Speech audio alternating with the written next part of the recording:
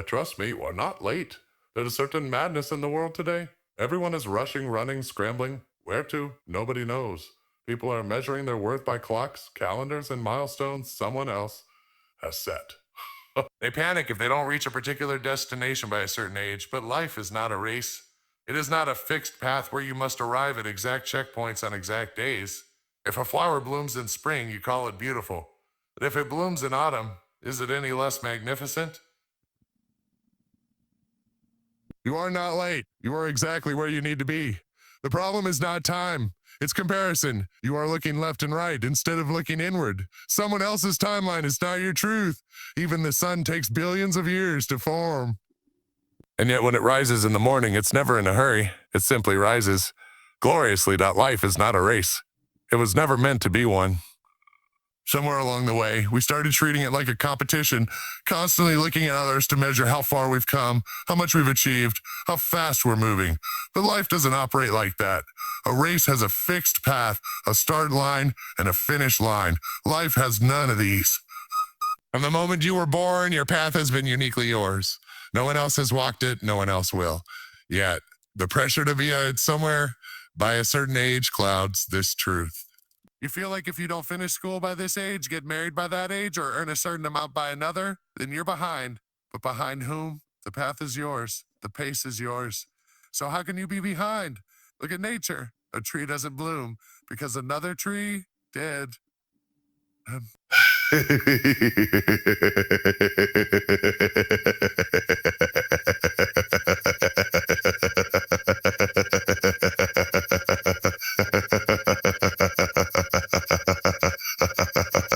You invest in beautiful moments, skipping less. But if you realize life is not something to win, it's something to live, then suddenly there's space to breathe, to grow, to simply be.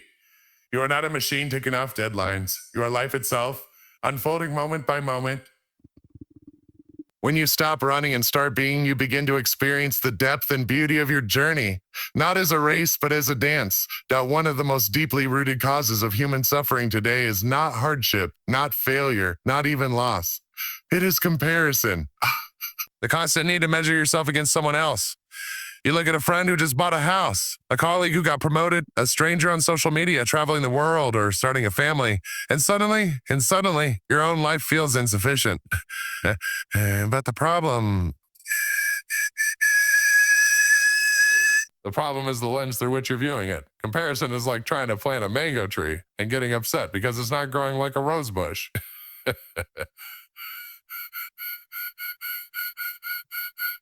That was wired differently, timed differently, meant for a completely different journey. The moment you forget this, you begin to suffer unnecessarily. You start questioning your pace, your choices, your timeline.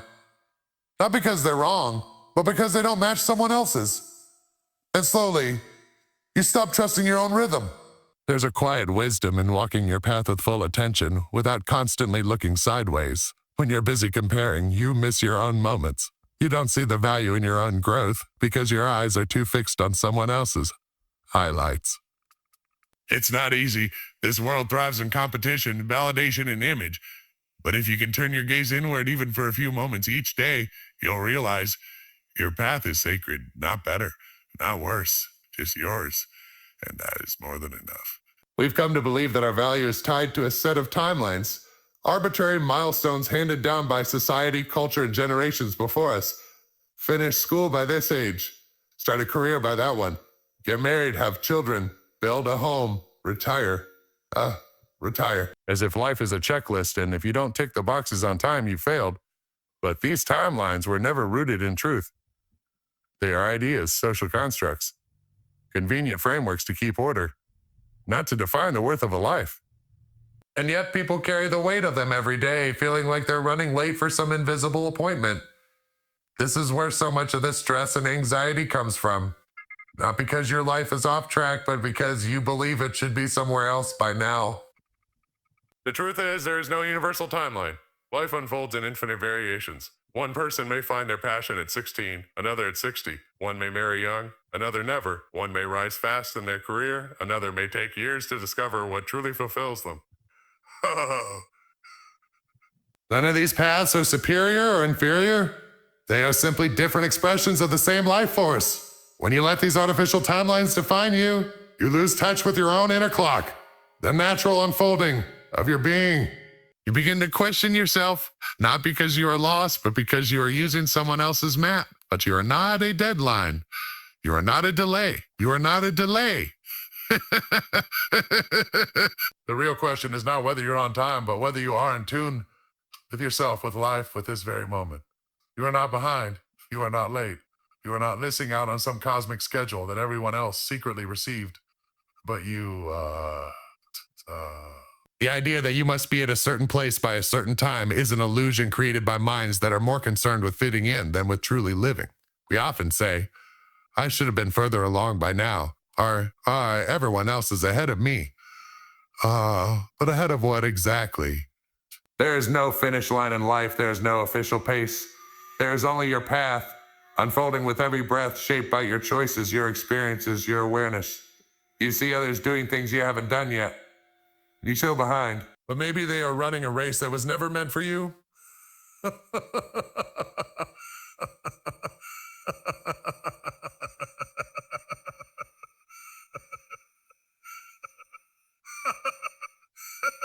Others who find their calling after years of searching and everything they did before suddenly makes sense. What looked like delay was actually preparation. Sometimes what feels like being stuck is actually stillness. Sometimes what looks like failure is just redirection. Life doesn't rush, and life doesn't rush. Oh, life doesn't panic. Only the mind does. You're not behind, you're in the middle of becoming. And if you could step out of the noise for a moment, you'd see you're not late. You're not late, you're right on time for your life. You're right on time for your nature. Nothing blooms here, nothing blooms on. Every tree, every flower, every fruit waits for its own season. The rose doesn't try to blossom in winter, and the mango tree doesn't compete with the cherry blossom. They simply respond to the rhythm of the earth, to the sunlight, to the rain. And when their time comes, they bloom fully, without apology, without comparison, without hesitation. Why should you be any different? You are not separate from nature. You are not a machine programmed to produce results by fixed deadlines. You are a part of this vast intelligence, and just like the seasons, your growth will come in cycles. Some phases will feel like spring alive, full of new beginnings. Others may feel like winter, quiet, still, even confusing. But all of it is needed. All of it is sacred. Sometimes your season hasn't come yet. Not because you're unworthy, but because life is preparing you. The roots are deepening. The ground is settling. The conditions are forming so that when your moment arrives, you are ready, just to bloom, but to sustain that bloom with strength and grace. And grace. You don't need to force anything. You don't need to rush into a version of yourself that looks as successful to the outside world. Your timing is not off. It's simply your own. And if you trust that, you will stop feeling late. Start feeling aligned with life, with purpose, and with your own becoming. There is no right age to do anything in life. No fixed moment when something must happen in order for it to be valid, meaningful, or beautiful. Love, success, healing, discovery. None of these respond to the numbers on your birth certificate. They happen when you are truly ready, not when the world thinks you should be. But we've been conditioned to believe in this invisible schedule. That if you don't find love by your 20s, something is wrong. That if you haven't made a name for yourself by 30, you failed. And this invisible schedule. That if you're not settled, secure, and sorted by 40, you've missed your chance. These ideas are illusions, and they are the reason so many people carry quiet sorrow in their hearts, not because life has denied them, but because they think they've missed the window. But life doesn't operate like that. There are people who meet their soulmates in their 50s and feel more alive than they ever did in their youth.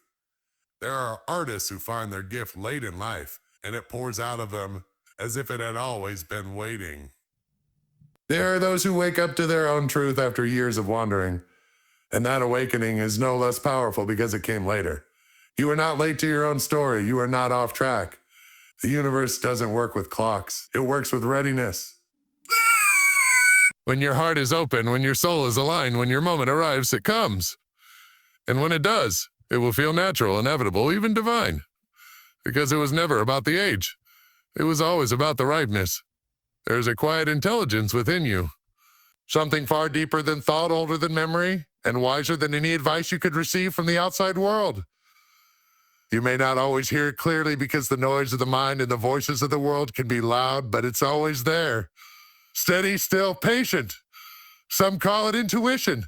Others call it grace. It doesn't matter what name you give it. What matters is that you recognize it, and more importantly, that you trust it. Yeah. This inner intelligence doesn't rush. It doesn't panic. It doesn't compare. It knows when the time is right. It knows when you're ready. It has been guiding your steps quietly through moments of uncertainty, through detours and delays, through silence and storm. And if you reflect honestly, you'll see that even when things didn't go according to plan, there was still a thread of meaning. Some lesson, some growth, something unseen moving beneath the surface. But to trust this intelligence, you must first stop trying to control everything. You must stop believing that your mind, with all its fears and calculations, knows better than life itself. The truth is, your mind can only see a few feet ahead. But this intelligence, it sees the whole forest. It sees beyond the bend in the road. It sees what you are becoming even when you feel lost. So the invitation is simple. Listen, sense, rather than analyze. Let this deeper part of you on your decisions, your timing, your direction. It won't shout. It won't shout. It will whisper. But if you're still enough, you'll hear it. And when you follow it, you'll find that life begins to feel less like a struggle and more like a flow, because something within you already knows the way. In the world we live in, speed is often mistaken for progress.